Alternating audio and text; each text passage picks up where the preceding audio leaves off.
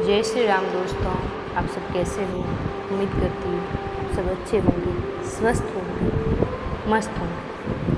आज हम सुनने जा रहे हैं रामायण कथा का भाग 18वां, भगवान श्री राम और भरत का चित्रकूट में मिलाप। आइए सुनते हैं। दूसरे दिन प्राप्त काल गुरु वशिष्ठ ने शोकाकुल भरत को धैर्य बंधाते हुए महाराज दशरथ की अंत्येष्टि करने के लिए प्रेरित किया। राजगुरु की आज्ञा का पालन करने के लिए प्रयास करके भरत ने हृदय में साहस जुटाया और अपने स्वर्गीय पिता को प्रेत क्रम प्रारंभ किया। तेल कुंड में रखे गए शव को निकालकर अर्थी पर लिटाया गया। अर्थी पर पिता का शव देखकर भरत का हृदय चित्कार कर उठा। रो रो कर वे कहने लगे, हे पिताजी, आप मुझे छोड़कर चले गए। आपने तनिक भी विचार नहीं किया कि अनाथ होकर मैं किसके आश्रय में जीऊँगा। आप मुझसे बात नहीं कर रहे हैं क्योंकि आप मुझे दोषी समझते हैं। आप स्वर्ग सिधार गए, भैया राम वन को चले गए। अब इस अयोध्या का राज्य कौन संभालेगा। भरत को इस प्रकार विलाप करते हुए देख महर्षि वशिष्ठ ने कहा, हे वत्स, अब शोक त्याग कर महाराज का प्रेत क्रम आरंभ करो। उनके ऐसा आदेश देने पर भरत ने अर्थी को रत्नों से सुसज्जित कर ऋतिज पुरोहितों तथा आश्रयों के निर्देशानुसार अग्निहोत्र किया। भरत, शत्रुघ्न और वशिष्ठ मंत्रीगण अर्थी को कंधे पर उठाकर शमशान की ओर चले गए। रोती बिलखती प्रजा भी सब यात्रा में पीछे पीछे चलने लगी। अर्थी के आगे निर्धनों के लिए सोना, चांदी, रत्न आदि लुटाए जा रहे थे। सरयू तट पर चंदन, गूगल आदि से सीता बनाया गया और शव को उस पर लिटाया गया। सभी रानियां विलाप करके रोने लगी। भरत ने चिंता में अग्नि प्रज्वलित किया और सत्यपरायण महात्मा दशरथ को नवसत शरीर का पंचभूत में विलीन हो गया।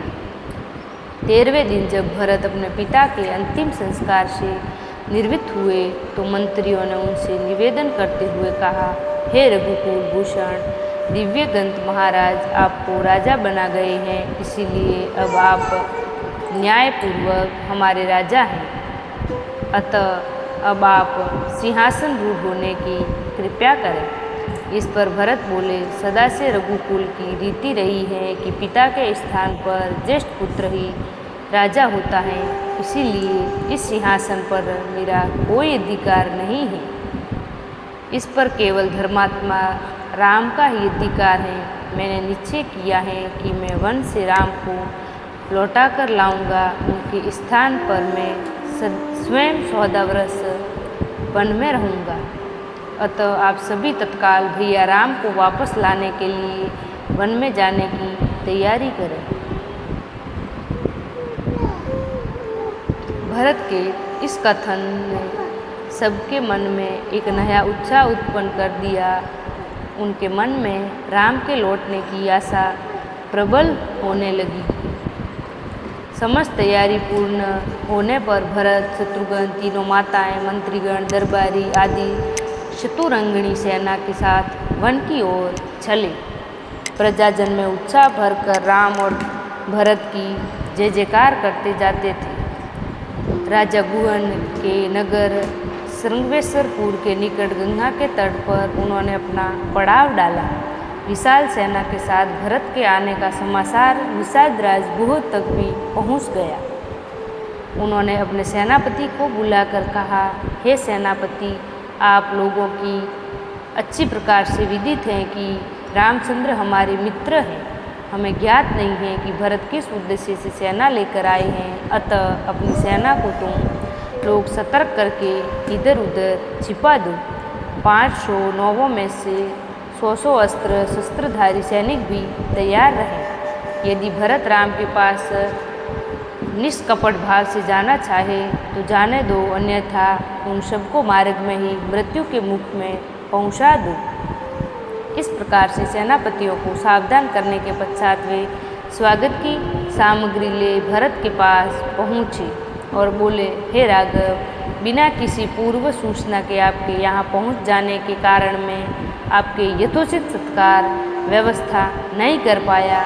मैं इसके लिए क्षमा प्रार्थी हूँ। आपसे निवेदन है कि रात्रि विश्राम यही करें और हमारा रूखा सूखा भोजन स्वीकार करें। हम स्वीकार करके हमें धन्य करें।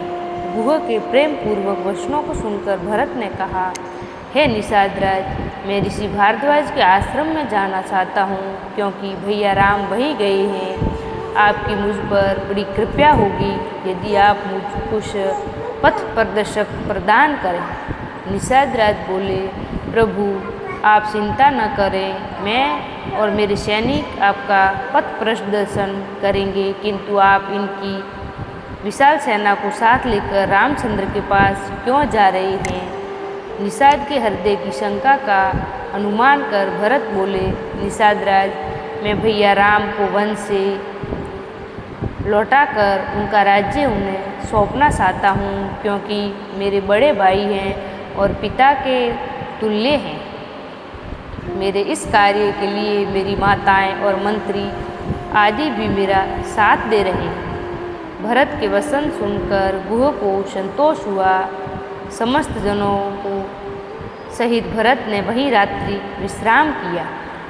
प्रातः काल गुहराज की आज्ञा से गंगा के किनारे पर सैकड़ों नौकाओं का प्रबंध कर दिया गया और उनमें सवार होकर सब गंगा पार उतर गए। वे सभी महर्षि भारद्वाज के आश्रम में पहुँचे। उनका यथोचित सत्कार करने के पश्चात महामुनि ने भरत से वन में आगमन का कारण पूछा।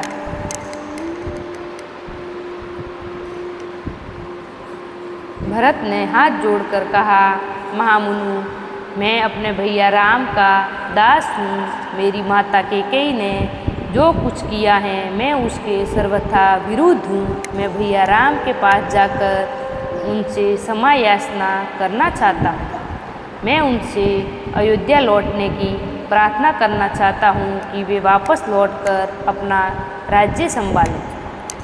भरत की बात सुनकर मुनि बोले, भरत, तुम वास्तव में महान हो। मैं तुम्हें आशीर्वाद देता हूँ कि तुम तीनों लोकों में यशस्वी हो जाओ। आजकल राम, सीता और लक्ष्मण के साथ चित्रकूट में निवास करते हैं। तुम कल प्राप्त वहाँ चले जाना। आज की रात्रि यहीं विश्राम करो।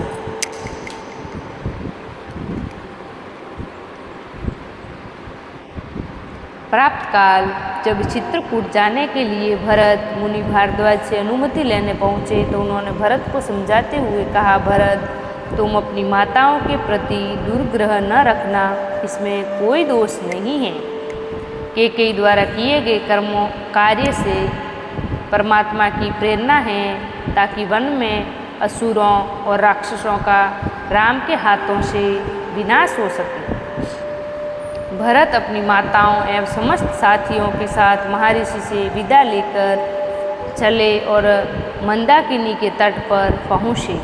वहाँ ठहरकर भरत ने मंत्रियों से कहा, प्रतीत होता है कि भैया की कुटिया यहाँ कहीं निकट ही हैं। सेना को साथ लेकर आगे जाने से यहाँ बसे हुए आश्रमवासियों की शांति और तपस्या में बाधा पड़ेगी। इसीलिए आगे मैं सेना के साथ नहीं जाना चाहता। अतः तुम गुप्तचरों को भेजकर राम की कुटिया का पता लगवाओ। मंत्रियों की आज्ञा पाकर चतुर गुप्तचर इस कार्य के लिए चल पड़े। राम भरत मिलाप अनेक प्राकृतिक शोभा वाले दर्शनीय स्थल चित्रकूट पर्वत पर स्थित थे। अतः चित्रकूट में निवास करते हुए राम उन दर्शनीय स्थलों को सीता को घूम घूम कर उनका दर्शन कराने लगे। भांति भांति की बोली बोलने वाले पक्षियों, नयनाभिराम पर्वतमालाओं तथा उनकी शिखरों, विभिन्न प्रकार के फलों से लदे हुए वृक्षों को देखकर सीता अत्यंत प्रसन्न हुई। ऐसे ही जब एक दिन राम प्राकृतिक छटा का आनंद ले रहे थे तो साहस उन्हें चतुरंगी सेना का कोलाहल सुनाई पड़ा। और वन्य पशु इधर उधर भागते हुए दृष्टिगत हुए। इस पर राम लक्ष्मण से बोले, हे सुमित्रा नंदन, ऐसा प्रतीत होता है कि इस वन प्रदेश में वन्य पशुओं के आखेट हेतु किसी राजा या राजकुमार का आगमन हुआ है। हे वीर, तुम जाकर इसका पता लगाओ। लक्ष्मण तत्काल एक ऊंचे साल वृक्ष पर चढ़ गए और इधर उधर दृष्टि दौड़ाने लगे। उन्होंने देखा उत्तर दिशा से एक विशाल सेना हाथी, घोड़ों और अस्त्र शस्त्रों से सुसज्जित सैनिकों के साथ चली आ रही है, जिसके आगे आगे अयोध्या की पताका लहरा रही थी। तत्काल ही लक्ष्मण समझ गए कि ये अयोध्या की सेना है। राम के पास जाकर क्रोध से कांपते हुए लक्ष्मण ने कहा, भैया, कैकेयी का पुत्र भरत सेना लेकर चला आ रहा है। अवश्य ही वह वन में अकेला पाकर हम लोगों का वध कर देना चाहता है, ताकि निष्कंटक होकर अयोध्या का राज्य कर सके। आज मैं इस षड्यंत्रकारी भरत को उसके पापों का फल जरूर चखाऊंगा। भैया चलिए, कवचों से सुसज्जित होकर पर्वत की चोटी पर चलें। राम बोले, सौमित्र, तुम ये कैसी बातें कर रहे हो? धनुष तान कर खड़े होने की कोई आवश्यकता नहीं है। भरत तो मुझे प्राणों से भी प्यारा है।